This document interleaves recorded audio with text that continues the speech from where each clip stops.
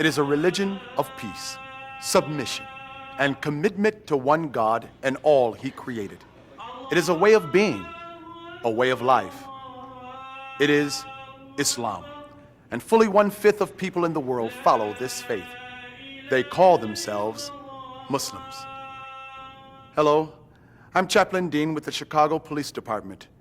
This is the second in a series of videos to expand your knowledge and understanding of the many diverse communities within our city. Having even a basic knowledge of a person's customs and culture enables police officers to conduct their duties in a more efficient and respectful manner. Today, we explore Islam. The Chicago area is home to more than 400,000 Muslims. Many are immigrants from around the world, but many more are second or third or even fourth generation Americans. For example, within the United States, the largest constituency of Muslims happen to be African American. After that, you have many Southeast Asians, Pakistanis, Indonesians, Malaysians, and then down there, then you have some, Arabs. And there are Muslims of every stripe, of every color and nationality. There are white Americans who are Muslim, African Americans who are Muslim. There are Russians and Chinese and Japanese who are Muslim. It's very important to keep in mind that Islam is not an ethnicity. It is simply a very basic religious creed. Muslims believe in one God who revealed Islam through all the prophets, with the final prophet being Muhammad. Abraham is like the father of the three faiths, they call it. And the Christianity and the Judaism, it's all linked together. We're all of one God. That is the very definition of Islam, is to submit oneself to the message of God. We must stand for the protection of life. We stand for law against crime. We stand for morality and obedience to the law. As human beings who are living in the society, we're very committed to the upliftment of this society. And that we see as definitely a religious obligation. We bring a strong essence of moral values, family values, social values, notions of justice, notions about community service and social interaction, which are an inherent part of Islam, but which are also very important in the American fabric. A Muslim place of worship is called a mosque. The imam is the person who leads the prayers. The Islamic holy book is called the Quran, and God is often referred to as Allah. So the word Allah is nothing other than an Arabic word for God. In fact, many of the Christian population in the Middle Eastern areas, they refer to their God as Allah because it's just an Arabic term for God. Muslims practice the 5 pillars of Islam.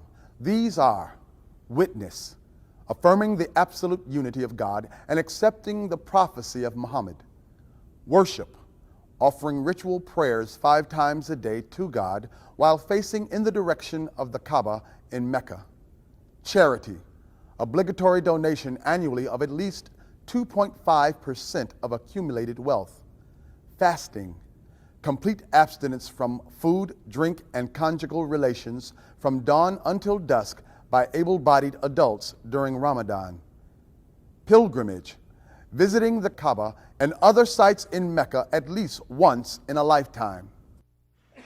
Muslims will conduct their daily prayers privately if possible, or publicly if necessary.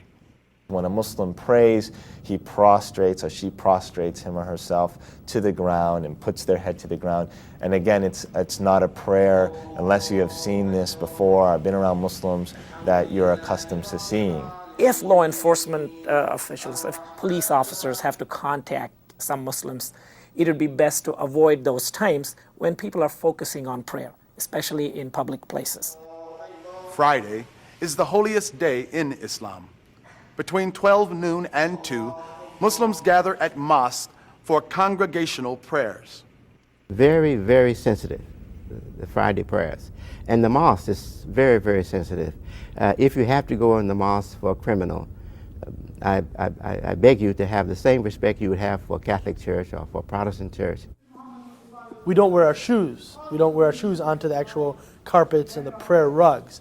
So that would be considered extremely inappropriate and offensive for example, police officers going in to investigate something or what have you, to walk on the rugs with their shoes. Of course, also there are copies of the Quran oftentimes that are kept in these mosques on bookshelves throughout the mosque area itself. It's considered extremely inappropriate to put that on the floor. Islam attaches high significance to personal modesty and requires both men and women to dress in clothes that do not emphasize bodily contours. Women are also expected to cover their hair, and many, but not all, Muslim women wear the headscarf known as the hijab for this purpose. The real purpose is just to notify yourself as somebody who believes in God.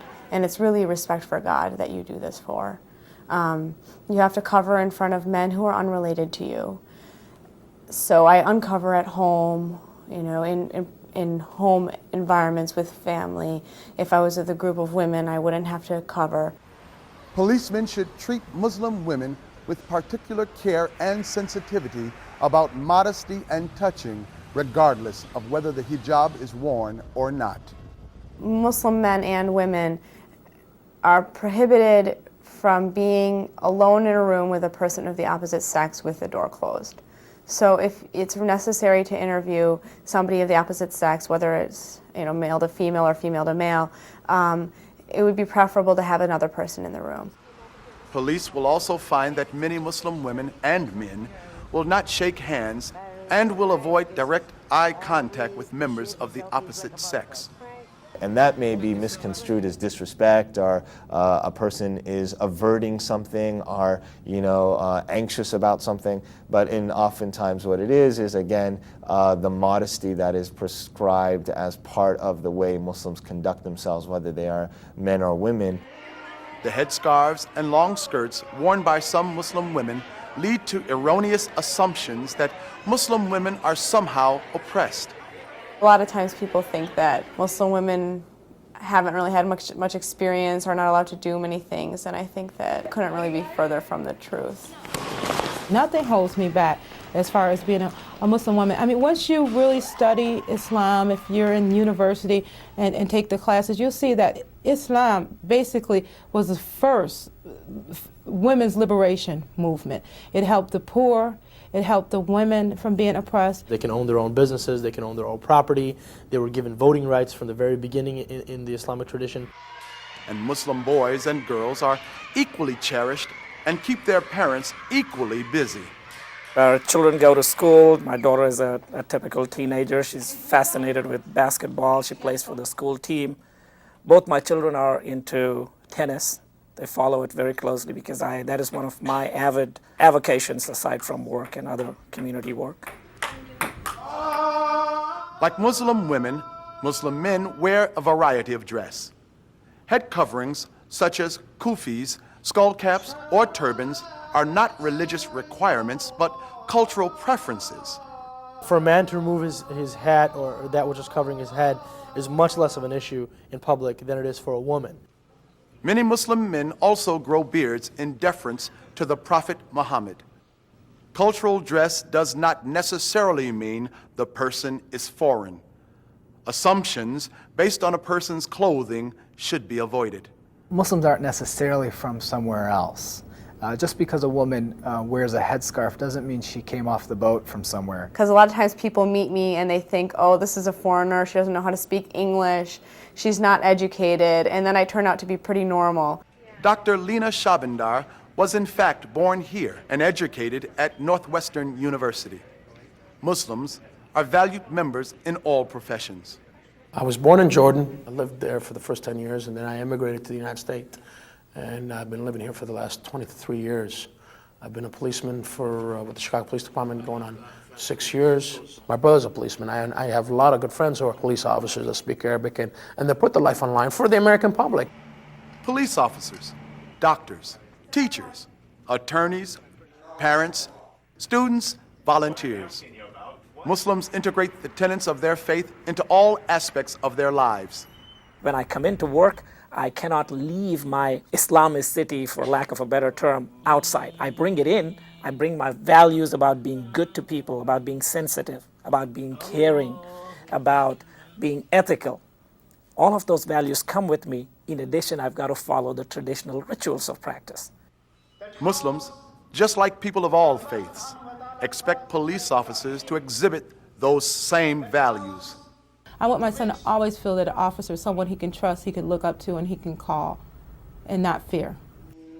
And police need to be sensitive to an increased fear among Muslims in light of current world events. I think a lot of explanation on part of the police officer or a sense of reassuring them that this is just a routine stop will go a long way in allaying some of those concerns. As a police officer, there are many religious and cultural considerations to keep in mind when dealing with people of the Islamic faith. The 5 daily prayers are an important part of Muslim life and are done in a prostrate position. Fridays are the holiest days for Muslims, and large crowds gather at mosques. Muslim men and women may avoid direct eye contact with members of the opposite sex, and many prefer not to shake hands. Unless there are safety or security concerns, the following considerations are recommended. Remove your shoes when entering the prayer area of a mosque.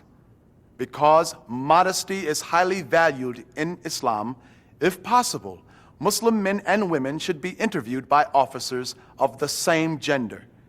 And Muslim women should be allowed to remove their headscarves in private whenever possible. Also, keep in mind, some Muslims have an increased fear of law enforcement due to anti-Muslim sentiment following terrorist attacks by foreign Islamic extremists. All of the people we encounter on a daily basis expect to be treated with dignity and respect. Those who practice the Islam faith are no exception. It is our hope that this video will serve to enlighten and foster a new awareness and understanding. Thanks for watching, and as always, stay safe.